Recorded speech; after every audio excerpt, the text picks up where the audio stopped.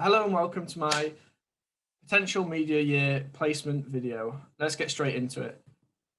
So the opportunity that I found most interesting was the marketing and communications year-long internship at Hartford Athletic, which is an American soccer team. This stood out to me. I was looking on the job description, it mentioned a lot of times passion. So I feel like that's a good place to start. But one reality of working in this industry is that although, as you can see from the statistic I've provided there about the average attendance of the MLS is quite high in comparison to other leagues, and it's definitely soccer is definitely rising in America, it's still quite far behind America's bigger sports like American football, basketball, and baseball. So they've, even though they've grown, they've still got a long way to go to be able to consider themselves one of the top sports. Another thing about this job is that it's not going to be a Monday to Friday working week because you're working around the team schedule. And in the job description, it said that you go to every home game, which would be on like a Saturday, 3 p.m., something like that, as an example. So you're going to have a flexible working week as well. But I feel like if you're passionate about it and you're interested in what you're doing, you're more than happy to do that sort of thing. Some of the key skills they're looking for are definitely people skills, because in the description it says that they want you to be able to create industry contacts, which is like obviously to do with networking.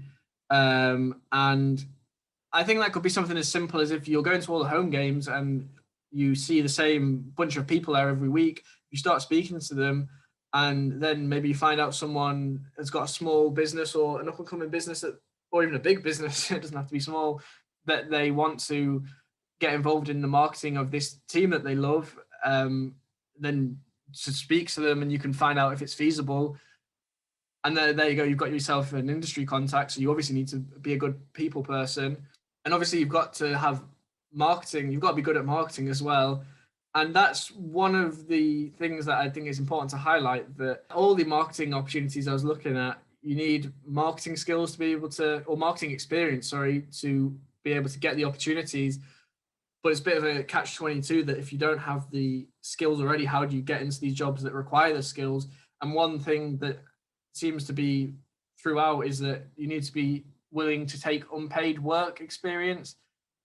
So obviously that gives you the experience in the industry, and in exchange they get the work, which I don't totally agree with. But if that's what you've got to do, then I suppose it's got to be done.